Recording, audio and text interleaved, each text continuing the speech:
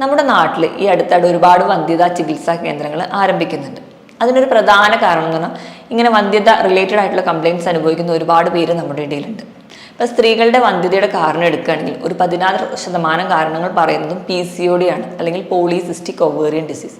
അതായത് സ്ത്രീകളുടെ അണ്ഡാശയങ്ങളിൽ ചെറിയ വെള്ളക്കെട്ടുകൾ പോലെ കുമിളകൾ നിൽക്കുന്ന ഒരു കണ്ടീഷൻ. അതുകൊണ്ടുണ്ടാവുന്ന ആഫ്റ്റർ എഫക്ട്സുകളാണ് നമ്മൾ ഇന്ന് കണ്ടത്.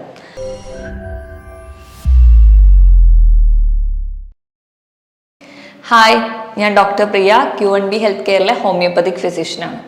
നമ്മുടെ നാട്ടിൽ ഈ അടുത്തായിട്ട് ഒരുപാട് വന്ധ്യതാ ചികിത്സാ കേന്ദ്രങ്ങൾ ആരംഭിക്കുന്നുണ്ട്. അതിനൊരു പ്രധാന കാരണം എന്ന് പറഞ്ഞാൽ ഇങ്ങനെ വന്ധ്യത റിലേറ്റഡ് ആയിട്ടുള്ള കംപ്ലയിൻറ്റ്സ് അനുഭവിക്കുന്ന ഒരുപാട് പേര് നമ്മുടെ ഇടയിലുണ്ട്. ഇപ്പോൾ സ്ത്രീകളുടെ വന്ധ്യതയുടെ കാരണം എടുക്കുകയാണെങ്കിൽ ഒരു 16% കാരണങ്ങൾ പറയുന്നതും PCOD ആണ്, അല്ലെങ്കിൽ പോളിസിസ്റ്റിക് ഒവേറിയൻ ഡിസീസ്. അതായത് സ്ത്രീകളുടെ അണ്ഡാശയങ്ങളിൽ ചെറിയ വെള്ളക്കെട്ടുകൾ പോലെ കുമിളകൾ നിൽക്കുന്ന ഒരു കണ്ടീഷൻ. അതുകൊണ്ടുണ്ടാവുന്ന ആഫ്റ്റർ എഫക്ട്സുകളാണ് നമ്മൾ ഇന്ന് കണ്ടത്. ഇന്ന് നമുക്ക് ഈ വീഡിയോയിലൂടെ പലരും ചോദിക്കുന്ന സംശയമാണ്, എങ്ങനെ മരുന്നിനോടൊപ്പം തന്നെ എന്തൊക്കെ ലൈഫ് സ്റ്റൈൽ മോഡിഫിക്കേഷൻസ് വരുത്തിയാലാണ് PCOD നമുക്ക് കൺട്രോൾ ചെയ്യാൻ പറ്റുക, എന്തൊക്കെ ഭക്ഷണങ്ങൾ ഒഴിവാക്കണം, എന്തൊക്കെ കഴിക്കണം എന്നൊക്കെ. നമുക്ക് ഇന്ന് ഈ വീഡിയോയിലൂടെ പ്രധാനമായിട്ടും ലൈഫ് സ്റ്റൈൽ മോഡിഫിക്കേഷൻസ് എന്തൊക്കെയാണ് PCODയിൽ വരുത്തേണ്ടതെന്ന് നോക്കാം. നമ്മുടെ വിഷയത്തിലേക്ക് കിടക്കുന്നതിന് മുൻപ് തന്നെ നമുക്ക് ജനറൽ ആയിട്ട് PCOD എന്താണെന്ന് നോക്കാം. അതായത് ഞാൻ നേരത്തെ പറഞ്ഞതുപോലെ പോളിസിസ്റ്റിക് ഒവേറിയൻ ഡിസീസ്, നമ്മുടെ അണ്ഡാശയത്തിൽ ഉണ്ടാവുന്ന, അതായത് സ്ത്രീകളുടെ അണ്ഡാശയങ്ങളിൽ ഉണ്ടാവുന്ന ചെറിയൊരു കംപ്ലയിൻസ് അല്ലെങ്കിൽ ഒരു ഹോർമോണൽ ഇംബാലൻസ് മൂലം ഉണ്ടാകുന്ന ചെറിയ വെള്ളക്കെട്ടുകളോ അല്ലെങ്കിൽ നീർക്കുമിളകൾ പോലെ കാണുന്ന ഒരു കണ്ടീഷനെയാണ് PCOD എന്ന് പറയുന്നത്. എന്തുകൊണ്ടൊക്കെയാണ് PCOD ഉണ്ടാകുന്നതെന്ന് നോക്കാം. PCOD ഉണ്ടാകാൻ ഒരു ചെറിയ ശതമാനം പറയുന്നത് ജനിതകപരമായ ഘടകങ്ങളാണ്. അതായത് അമ്മയ്ക്കുണ്ടെങ്കിൽ അല്ലെങ്കിൽ നമ്മുടെ സഹോദരിക്കുണ്ടെങ്കിലും നമുക്ക് വരാനുള്ള ചാൻസ് ചെറിയൊരു ശതമാനമുണ്ട്. പക്ഷെ പൂർണ്ണമായിട്ടും നമുക്ക് ഒരു ജനറ്റിക് കംപ്ലയിൻറ്റ് എന്ന് പറയാൻ പറ്റില്ല. നമ്മുടെ ലൈഫ് സ്റ്റൈലിലെ ചില മോഡിഫിക്കേഷൻസ് ഒക്കെ വരുത്തുന്നതോ അല്ലെങ്കിൽ നമ്മുടെ ലൈഫ് സ്റ്റൈൽ തെറ്റായി പോകുന്നത് കൊണ്ടോ ഉണ്ടാകുന്ന ഒരു കണ്ടീഷൻ എന്നും നമുക്ക് പറയാം. അതിൽ ഒന്നാമതായി പറയുന്നത് നമുക്ക് ഇൻസുലിൻ റെസിസ്റ്റൻസ് എന്ന് പറയുന്ന ഒരു കണ്ടീഷനാണ്. ഇൻസുലിൻ റെസിസ്റ്റൻസ് എന്ന് പറഞ്ഞു കഴിഞ്ഞാൽ നമ്മുടെ ശരീരത്തിൽ ഉണ്ടാകുന്ന ഇൻസുലിൻ ഘടികകൾക്ക് നമ്മുടെ ശരീരത്തിൽ ഗ്ലൂക്കോസിനെ തിരിച്ചറിയാൻ പറ്റാതെ വരിക. അങ്ങനെ ഗ്ലൂക്കോസിനെ തിരിച്ചറിയാൻ പറ്റാത്തതുകൊണ്ട് നമ്മുടെ ശരീരം ഒരു കോമ്പൻസേറ്ററി മെക്കാനിസമായിട്ട് വീണ്ടും ഇൻസുലിൻ ഉണ്ടാക്കും. പക്ഷെ ഉണ്ടാക്കുന്ന ഇൻസുലിന് വേണ്ടത്ര കാര്യപ്രാപ്തിയൊന്നുമില്ല. അതുകൊണ്ട് തന്നെ ഒരുപാടുണ്ടാവും ഹൈപ്പർ ഇൻസുലിനീമിയ എന്ന് പറയുന്നൊരു കണ്ടീഷൻ ഉണ്ടാവും. അതുമൂലം നമ്മുടെ ഓവറികളിലൊക്കെ ചെറിയ നീർക്കെട്ടുകളും പുരുഷ ഹോർമോണുകൾ ഉണ്ടാവാനും തുടങ്ങും. അതിൻ്റെ ഭാഗമായിട്ടാണ് ലക്ഷണങ്ങളിൽ നമുക്ക് മുടി വളർച്ചയൊക്കെ കാണുന്നത്, രോമ വളർച്ച അല്ലെങ്കിൽ മുടി കൊഴിച്ചിലൊക്കെ കാണുന്നത്. അപ്പോൾ ഇതാണ് പറയുന്ന ഒരു കാരണം. ഇങ്ങനെ ലൈഫ് സ്റ്റൈൽ മോഡിഫിക്കേഷൻസ് അല്ലെങ്കിൽ ഇൻസുലിൻ റെസിസ്റ്റൻസ് വരുന്നത് എന്തുകൊണ്ടാണെന്ന് നോക്കാം. അതിൽ ഒന്നാമതായി പറയേണ്ടതാണ് അമിതവണ്ണം. അതായത് ഇന്ന് നമുക്കറിയാം, പ്രത്യേകിച്ച് വ്യായാമമൊന്നുമില്ല, എല്ലാ ജോലികൾക്കും മെഷീൻസ് ഒക്കെ വീട്ടിലുണ്ട്. അങ്ങനെ പ്രത്യേകിച്ച് വ്യായാമമൊന്നും ഇല്ലാത്തുള്ള ഒരു ലൈഫ് സ്റ്റൈൽ, ഒരു സെഡൻറ്ററി ലൈഫ് സ്റ്റൈലാണ് ഒന്നാമത്തെ കാരണം. രണ്ടാമതായിട്ട് നമുക്കറിയാം, നമ്മുടെ ഭക്ഷണ രീതി, ഒരു ഫാസ്റ്റ് ഫുഡ് അല്ലെങ്കിൽ ജങ്ക് ഫുഡ്സ് അമിതമായി കഴിക്കുക, അന്നജത്തിൻ്റെ അളവ് കൂടുതലായിട്ട് ചെല്ലുക, അതുപോലെ തന്നെ മധുരമടങ്ങിയ ഭക്ഷണങ്ങളൊക്കെ അമിതമായി കഴിക്കുക, ഹൈ ഫ്രക്ടോസ് കോൺ സിറപ്പ് അടങ്ങിയിട്ടുള്ള ഭക്ഷണങ്ങൾ, ബേക്കറി ഐറ്റംസ് ഒക്കെ ധാരാളം കഴിക്കുന്നതാണ് ഒരു പരിധി വരെ കാരണം. ഇതിനോടൊപ്പം തന്നെ കൃത്യസമയത്ത് ഉറക്കമില്ലായ്മ, അതുപോലെ തന്നെ നമ്മുടെ എന്തെങ്കിലും മറ്റ് എൻവയോൺമെന്റൽ പൊല്യൂഷൻ, നമുക്കറിയാം നമ്മൾ ഇന്ന് വീടുകളിലൊക്കെ പ്ലാസ്റ്റിക് കത്തിക്കുന്നത് പോലും ഒരു പരിധി വരെ PCOD കാരണമാകും. അതോടൊപ്പം തന്നെ നമ്മൾ ഇന്ന് കീടനാശിനികൾ പച്ചക്കറികളിലും പഴവർഗ്ഗങ്ങളിലും അടിക്കുന്നതും അതൊക്കെ നമ്മൾ ജനറ്റിക്കായിട്ട് ചെറിയ മോഡിഫിക്കേഷൻ ഉണ്ടാക്കുകയും അത് കാരണം നമുക്ക് PCOD ഉണ്ടാവാം. ഇതൊക്കെയാണ് ജനറലായിട്ട് PCODക്ക് ഒരു കാരണമായിട്ട് പറയുന്നത്. ഇത് കൂടാതെ മറ്റ് ചെറിയ കാരണങ്ങളായി പറയുന്നത് നമുക്കുണ്ടാകുന്ന മെന്റൽ സ്ട്രെസ് അല്ലെങ്കിൽ ടെൻഷൻ അമിതമാകുമ്പോൾ കോർട്ടിസോൾ എന്ന് പറയുന്ന ഹോർമോൺ അമിതമായിട്ട് നമ്മുടെ ശരീരത്തിൽ ഉണ്ടാവുകയും അതുമൂലം ഹൈപ്പർ ഇൻസുലിനീമി ഉണ്ടാവുകയും പുരുഷ ഹോർമോണുകളുടെ പ്രൊഡക്ഷൻ നടക്കുകയാണ് ഒരു കാരണമായി പറയുന്നത്. ഇനി നമുക്ക് എന്തൊക്കെയാണ് PCODയിൽ കാണുന്ന ലക്ഷണങ്ങൾ എന്ന് നോക്കാം. ലക്ഷണങ്ങൾ എന്ന് പറയുമ്പോൾ നമുക്ക് ജനറലായിട്ട് എല്ലാവർക്കും തന്നെ അറിയാം, അമിതവണ്ണം ഒരു ലക്ഷണമാണ്. അമിതവണ്ണം നമുക്ക് PCODക്ക് ഒരു കാരണമാണ്, അതുപോലെ തന്നെ ഒരു ലക്ഷണം കൂടിയാണ്. അതുപോലെ തന്നെ നല്ല രീതിയിലുള്ള മുടി കൊഴിച്ചിൽ, പ്രധാനമായും നമ്മുടെ ആ ഒരു ഫ്രണ്ട് ഭാഗത്തു നിന്നൊക്കെയാണ്, അതായത് തലയുടെ ആ ഉച്ചി ഭാഗത്തു നിന്നൊക്കെ ധാരാളം മുടി കൊഴിയും. ഉള്ള മുടിയാണെങ്കിൽ കട്ടി കുറഞ്ഞു പോകുന്നത് കാണും. അമിതമായ രോമ വളർച്ച, പ്രധാനമായിട്ട് മേൽചുണ്ടിൽ, താടിയിൽ, നെഞ്ചിൽ, വയറിൻ്റെ ഭാഗത്ത്, തുടയിൽ ഒക്കെ അമിതമായിട്ടുള്ള രോമ വളർച്ച, ഒരു മെയിൽ ഡോമിനൻസ് അല്ലെങ്കിൽ മെയിൽ ക്യാരക്ടർ കാണിക്കുക. സൗണ്ടിലൊക്കെ ചെറിയ ചേഞ്ച്. അതുപോലെ നമ്മുടെ സ്കിന്ന് കുറച്ചുകൂടെ ഓയിലി ആവുക, പെട്ടെന്ന് കിടന്ന് മുഖക്കുരു വരിക. കഴുത്തിൻ്റെ പുറകിൽ, കൈകളുടെ മടക്കുകളിൽ, കൈമുട്ടിൽ, കാൽമുട്ടിലൊക്കെ സ്കിൻ കുറച്ചുകൂടി കട്ടിയാവുകയും കുറച്ചുകൂടി ഡാർക്ക് കളറാവുകയും കാണും. ഇത് നമ്മൾ അക്കാന്തോസിസ് നൈഗ്രിക്കൻസ് എന്നൊരു കണ്ടീഷനായിട്ടാണ് പറയുന്നത്. ഇതോടൊപ്പം തന്നെ നല്ല ക്ഷീണം ഉണ്ടാവും. ഇതിനോടൊപ്പം എല്ലാം ഏറ്റവും കോമൺ സിംറ്റം എന്ന് പറയുന്നത് ആർത്തവ ക്രമക്കേടുകളാണ്. അതായത് നമുക്ക് പീരീഡ്സ് നോർമലി ആകുന്നത് 28 മുതൽ 35 ഡേയ്സ്, ആ ഒരു ഡ്യൂറേഷനിലാണ് ഈ റിപ്പീറ്റഡ് ആയിട്ട് സൈക്കിൾ ആവുന്നത്. പക്ഷേ PCOD ഉള്ളവരിൽ ആർത്തവ ക്രമക്കേടുകൾ എന്ന് പറഞ്ഞാൽ ഒന്നെങ്കിൽ അതൊരു 40 ദിവസം 50 ദിവസം കൂടുമ്പോഴായിരിക്കും പീരീഡ്സ് ആവുക. ചിലർക്കാണെങ്കിൽ മാസത്തിൽ 2 പ്രാവശ്യം പ്രശ്നം ചെയ്യുന്നത് കാണും. നോർമലി ബ്ലീഡിങ് എന്ന് പറയുന്നത് ആഴ്ചയിൽ ഒരു 5 മുതൽ 7 ദിവസം വരെയാണ്. അപ്പം ഇങ്ങനെ PCOD പോലെ ബുദ്ധിമുട്ടുള്ളവർക്കാണെങ്കിൽ ബ്ലീഡിംഗ് എന്ന് പറഞ്ഞാൽ ജസ്റ്റ് സ്പോട്സ് ആയിട്ട് കാണും, അല്ലെങ്കിൽ ഹെവി ബ്ലീഡിംഗ് ആയിട്ട് കാണും, ക്ലോട്ട്സ് ആയിട്ടൊക്കെ പോകുന്നത് കാണും. ഇതുമൂലം ധാരാളം രക്തം പോകുന്നത് കൊണ്ട് കഠിനമായ ക്ഷീണവും രക്തക്കുറവും ഒക്കെ ഇവരിൽ കാണാറുണ്ട്. ഇതൊക്കെയാണ് പ്രധാനമായിട്ടും ലക്ഷണങ്ങളായിട്ട് നമുക്ക് പറയാനുള്ളത്. ഇനി എങ്ങനെയാണ് നമ്മൾ PCOD ആണെന്ന് ഒരു കണ്ടീഷൻ നിർണ്ണയിക്കുക? ഒരു മെഡിക്കൽ ടീം അല്ലെങ്കിൽ ഒരു ക്രൈറ്റീരിയ എന്ന് പറയുന്നത് പ്രധാനമായിട്ടും ഒരു 3 ഘടകങ്ങളെ ഡിപ്പെൻഡ് ചെയ്തിരിക്കും. ഒന്നാമതായിട്ട് നമുക്ക് പീരീഡ്സ് ആകുന്ന ഒരു ഡ്യൂറേഷൻ, 35 ദിവസം കൂടുമ്പോൾ പീരീഡ്സ് ആകുന്നുണ്ടോ, അല്ലെങ്കിൽ വർഷത്തിൽ ഒരു 8 പീരീഡ്സ് എങ്കിലും ആകുന്നുണ്ടോ എന്ന്, അങ്ങനെയെങ്കിൽ അവരെ നോർമലായിട്ട് പറയും. രണ്ടാമതായിട്ട് പുരുഷ ഹോർമോണുകളുടെ പ്രൊഡക്ഷൻ നടക്കുന്നു. അതായത് നമുക്ക് ഒന്നെങ്കിൽ ഈ പറഞ്ഞ പോലെ മുടി കൊഴിച്ചിലോ രോമ വളർച്ചയോ സൗണ്ടിൽ ചേഞ്ചോ ഒക്കെ കണ്ടുപിടിക്കും, അല്ലെങ്കിൽ നമ്മൾ ബ്ലഡ് ടെസ്റ്റ് ചെയ്യുമ്പോൾ പുരുഷ ഹോർമോണുകളായ ടെസ്റ്റോസ്റ്റെറോണിൻ്റെ ഒക്കെ ലെവൽ നോക്കുമ്പോൾ കൂടി നിൽക്കുന്നതായി കാണാം. മൂന്നാമതായിട്ട് നമ്മൾ USS അബ്ഡോമൻ, അതായത് വയറിൻ്റെ സ്കാൻ എടുക്കുമ്പോൾ ഓവറിയുടെ ഉള്ളിൽ സിസ്റ്റുകൾ കാണാം. ഒരു 15 മുതൽ 20 സിസ്റ്റുകളെങ്കിലും ഉണ്ടാവണം. അതുപോലെ തന്നെ ഓവറിയുടെ സൈസ് കുറച്ച് കൂടുതലായിരിക്കണം. ഒരു 10 ക്യൂബിക് മില്ലിമീറ്റർ എങ്കിലും ഉണ്ടെങ്കിലാണ് നമ്മൾ ഇതിനെ PCODയുടെ ഗണത്തിൽ പെടുത്താറ്.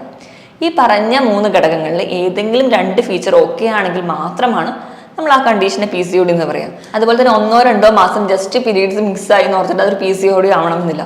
മറ്റ് പല കംപ്ലയിൻസ് കൊണ്ടും നമുക്ക് പീരീഡ്സ് ഇറഗുലർ ആയിട്ട് നിൽക്കാം. അതായത് തൈറോയിഡിൻ്റെ ഫംഗ്ഷൻ ഹോർമോൺ എന്തെങ്കിലും വ്യത്യാസം വന്നെങ്കിൽ, അയണിൻ്റെ കുറവ് കൊണ്ടൊക്കെ നമുക്ക് പീരീഡ്സ് അങ്ങോട്ടും ഇങ്ങോട്ടൊക്കെ മാറാം, അല്ലെങ്കിൽ നമുക്ക് പല വൈറ്റമിൻ ഡെഫിഷ്യൻസി കൊണ്ടും കാണാം.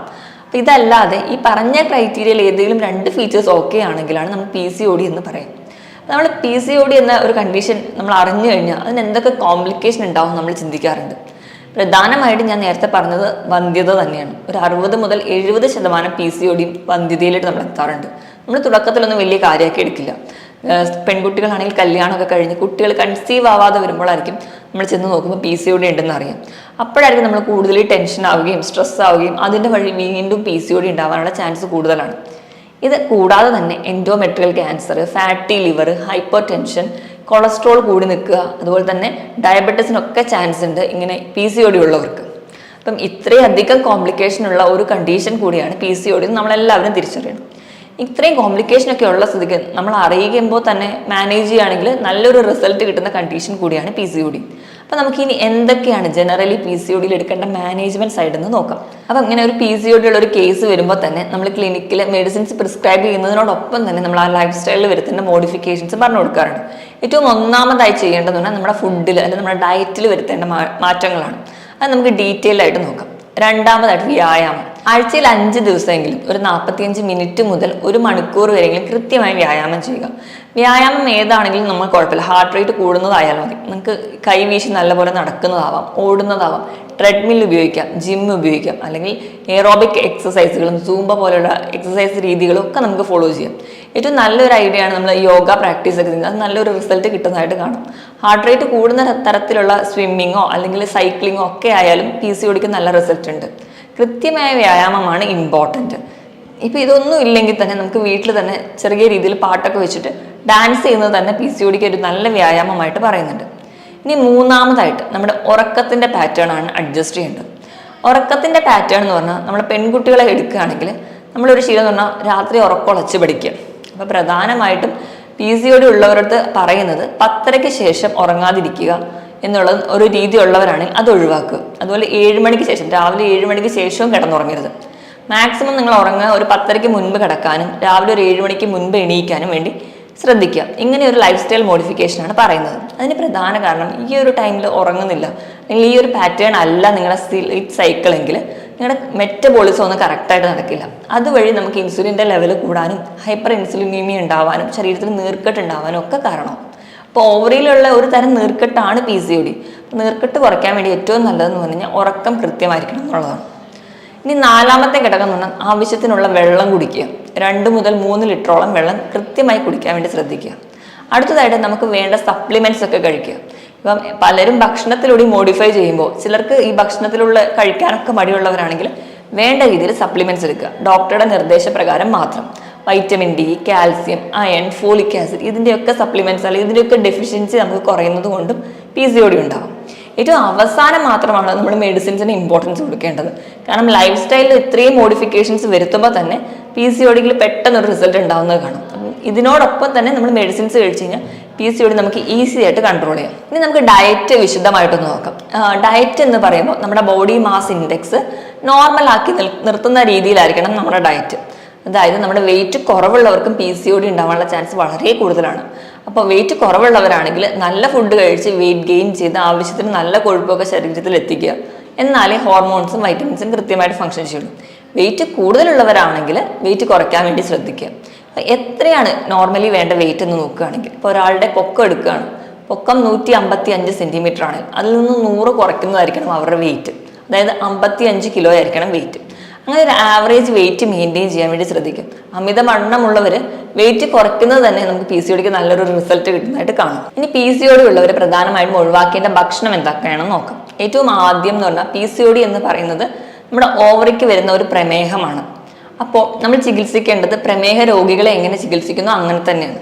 അതായത് മധുരം അടങ്ങിയ ഭക്ഷണങ്ങൾ, മധുര പാനീയങ്ങളൊക്കെ കംപ്ലീറ്റ് ആയിട്ട് നിർത്തുക. ഐസ്ക്രീം, ചോക്ലേറ്റ്സ്, അങ്ങനെ ബേക്കറി ഐറ്റംസ് ഒക്കെ കംപ്ലീറ്റ് ആയിട്ട് നിർത്തുക. ഇപ്പം മധുരത്തിന് ഈ പഞ്ചസാര മാത്രമല്ല, ശർക്കര, കരിപ്പെട്ടി, തേൻ, അതുപോലെ തന്നെ ഹൈ ഫ്രക്ടോസ് കോൺ സിറപ്പ് അടങ്ങിയിട്ടുള്ള ബേക്കറി ഐറ്റംസ് കംപ്ലീറ്റ് ആയിട്ട് നിർത്തുക. റിഫൈൻഡ് ഓയിൽസ്, നമുക്കറിയാം വനസ്പതി, ഡാൽഡ പോലെയുള്ളതിൻ്റെ ഉപയോഗങ്ങൾ പൂർണ്ണമായും നിർത്തുക. ട്രാൻസ് ഫാറ്റ് അടങ്ങിയ ഭക്ഷണം, അമിതമായി വറുത്തതും പൊരിച്ചതുമായ ഭക്ഷണത്തിൽ ഇങ്ങനെ നമുക്ക് ശരീരത്തിൽ ഫ്രീ റാഡിക്കൽ ഉണ്ടാവാൻ കാരണമാകും. അത് നമുക്ക് ശരീരത്തിൽ നീർക്കെട്ടുണ്ടാക്കും. അതുകൊണ്ട് അമിതമായിട്ട് വറുത്തതും പൊരിച്ചതുമായിട്ടുള്ള ഭക്ഷണങ്ങൾ ഒഴിവാക്കുക. ഇതോടൊപ്പം തന്നെ നമ്മൾ ഒഴിവാക്കേണ്ടതാണ് റിഫൈൻഡ് ആയിട്ടുള്ള അരി ഭക്ഷണങ്ങൾ. അതായത് നമ്മൾ പറയുന്ന വെള്ളയരി, അതുപോലെ ഗോതമ്പ്, മൈദ, ഇതൊക്കെ കംപ്ലീറ്റ് ആയിട്ട് നിർത്തുക. അതോടൊപ്പം തന്നെ പാൽ ഉൽപ്പന്നങ്ങളും നിങ്ങൾ സ്റ്റോപ്പ് ചെയ്യുകയാണെങ്കിൽ PCODയിൽ നല്ലൊരു റിസൾട്ട് കിട്ടുന്നതായിട്ട് കാണാം. ഇതൊക്കെയാണ് നമ്മൾ പ്രധാനമായിട്ടും ഒഴിവാക്കേണ്ട ഭക്ഷണങ്ങൾ. ഇങ്ങനെ ഒഴിവാക്കേണ്ട ഭക്ഷണങ്ങൾ ഇതൊക്കെയാണെന്ന് നമുക്ക് മനസ്സിലായി. ഇനി നമ്മൾ എന്തൊക്കെ കഴിക്കണം?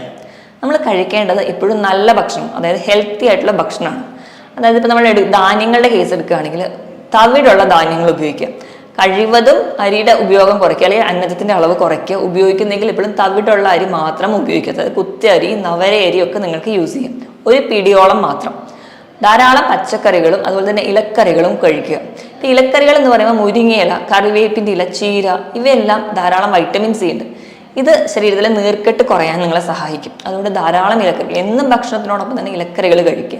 അതോടൊപ്പം തന്നെ നമ്മുടെ പറമ്പിലൊക്കെ ഉള്ള തന്നെ ഫ്രൂട്ട്സും വെജിറ്റബിൾസും കൂടുതലായിട്ട് കഴിക്കാൻ വേണ്ടി ശ്രദ്ധിക്കുക. വെജിറ്റബിൾസിൻ്റെയും ഫ്രൂട്ട്സിൻ്റെയും കാര്യം എടുക്കുമ്പോൾ അമിത മധുരമുള്ള പഴവർഗ്ഗങ്ങൾ ഒഴിവാക്കുക. ഇപ്പോൾ ചക്ക, മാമ്പഴമൊക്കെ ആണെങ്കിൽ അത് ഒഴിവാക്കുന്നത് ഒരു പരിധി വരെ നല്ലതാണ്. ഇതോടൊപ്പം തന്നെ നമ്മൾ പ്രോട്ടീൻസ് കഴിക്കുക. പയറ്, കടല, പരിപ്പ്, ഇവയൊക്കെ പ്രോട്ടീൻസ് ആണ്, ഇവ കഴിക്കാം. അതുപോലെ തന്നെ ലീൻ പ്രോട്ടീൻസ് ആണ് മത്സ്യം, ചിക്കൻ, അതുപോലെ മുട്ട, ഇവയും നിങ്ങൾക്ക് കഴിക്കാവുന്നതാണ്. പക്ഷെ ചിക്കനും മീനൊക്കെ കഴിക്കുമ്പോൾ കറി വെച്ച് മാത്രം കഴിക്കാൻ വേണ്ടി ശ്രദ്ധിക്കുക. ഇങ്ങനെയൊക്കെ നമ്മുടെ ലൈഫിൽ ഈ ഫുഡുകളൊക്കെ കഴിക്കുകയാണെങ്കിൽ, പച്ചക്കറികളൊക്കെ നല്ലപോലെ സാലഡാക്കി കഴിക്കുക, അതിലോട്ട് കുറച്ച് ഒലിവ് ഓയിലൊക്കെ മിക്സ് ചെയ്ത് കഴിക്കുക. അങ്ങനെയൊക്കെ ആകുമ്പോൾ നമുക്ക് നല്ലൊരു റിസൾട്ട് കിട്ടും. അതുപോലെ തന്നെ നട്ട്സ് ഒക്കെ കഴിക്കുക. നട്ട്സ് കഴിക്കുമ്പോൾ നമ്മുടെ ശരീരത്തിൽ നല്ല കൊഴുപ്പ് കിട്ടും. അവോക്കാഡോ പോലെയുള്ള ഫ്രൂട്ട്സുകൾ കഴിക്കുക. അപ്പോൾ നട്ട്സിലാണ് തന്നെ ബദാം, അതുപോലെ വാൽനട്ട്, കാഷ്യൂ ഒക്കെ നിങ്ങൾക്ക് ഇൻക്ലൂഡ് ചെയ്യാം. എല്ലാം കുറഞ്ഞ അളവിൽ മിക്സ് ചെയ്ത് കഴിക്കാൻ വേണ്ടി ശ്രദ്ധിക്കുക. അവോക്കാഡോയിൽ അതുപോലെ തന്നെ നല്ല കൊഴുപ്പുണ്ട്. നമുക്ക് നല്ല കൊഴുപ്പുണ്ടെങ്കിൽ മാത്രമേ ശരീരത്തിൽ കൃത്യമായി ഹോർമോൺസും വൈറ്റമിൻസും ഒക്കെ ഫങ്ഷൻ ചെയ്യുള്ളൂ. അതുകൊണ്ട് ഇവയൊക്കെ കഴിക്കാൻ വേണ്ടി ശ്രദ്ധിക്കുക. ഇങ്ങനെ ഭക്ഷണത്തിൽ മോഡിഫൈ ചെയ്യുമ്പോൾ തന്നെ നമ്മൾ ഈ ഡയബറ്റീസ് ഉള്ളവരോട് പറയാറുണ്ട് പല തവണയായിട്ട് ഭക്ഷണം കഴിക്കുക. അപ്പോൾ PCOD ഉള്ളവർ അങ്ങനെ തന്നെയാണ് ഭക്ഷണം കഴിക്കേണ്ടത്. ഒരു 6 തവണയായിട്ടെങ്കിലും ഭക്ഷണം കഴിക്കുക. അതുപോലെ തന്നെ നമ്മൾ കുടിക്കുന്ന വെള്ളം കൃത്യമായിട്ട് 2-3 ലിറ്റർ വെള്ളം കുടിക്കുന്നുണ്ടെന്ന് ഉറപ്പ് വരുത്. ഇടയ്ക്ക് നിങ്ങൾക്ക് കറുവപ്പട്ടയോ ഉലുവയോ ഒക്കെ ഇട്ട് തിളപ്പിച്ച വെള്ളം കുടിക്കാം. അതുപോലെ തന്നെ മുരിങ്ങയിലയോ കറിവേപ്പിലയോ ഒക്കെ ഇട്ട് തിളപ്പിച്ച വെള്ളം കുടിക്കാം. ഇവയൊക്കെ ശരീരത്തിൻ്റെ നീർക്കെട്ട് അല്ലെങ്കിൽ നമ്മുടെ ഓവറിൽ ഉണ്ടാകുന്ന നീർക്കെട്ട് ഒരു പരിധി വരെയൊക്കെ കുറയ്ക്കും. ഭക്ഷണത്തിന് ഈ മോഡിഫിക്കേഷനും അതുപോലെ തന്നെ ഞാൻ നേരത്തെ പറഞ്ഞ ലൈഫ് സ്റ്റൈൽ മോഡിഫിക്കേഷൻസ് ഒക്കെ ചെയ്യുകയാണെങ്കിൽ മെഡിസിൻസ് ഇല്ലാതെ തന്നെ ഒരു പരിധി വരെ നമുക്ക് തുടക്കത്തിലുള്ള PCOD കൺട്രോൾ ചെയ്യാം. അല്ലെങ്കിൽ നമുക്ക് വിത്ത് മെഡിസിൻസ്, അപ്പോൾ ഹോമിയോപ്പതിയിലാണെങ്കിൽ ഒരുപാട് മെഡിസിൻസ് PCODക്ക് വേണ്ടി അവൈലബിൾ ആണ്. അപ്പം ഇങ്ങനെ ഒരു ചികിത്സാ രീതി നിങ്ങൾ ഫോളോ ചെയ്യുകയാണെങ്കിൽ നിങ്ങൾക്ക് ഉറപ്പായിട്ടും റിസൾട്ട് കിട്ടും. മറ്റൊരു ഹെൽത്ത് ടോപ്പിക്കുമായിട്ട് വീണ്ടും കാണുന്നത് വരെ നന്ദി.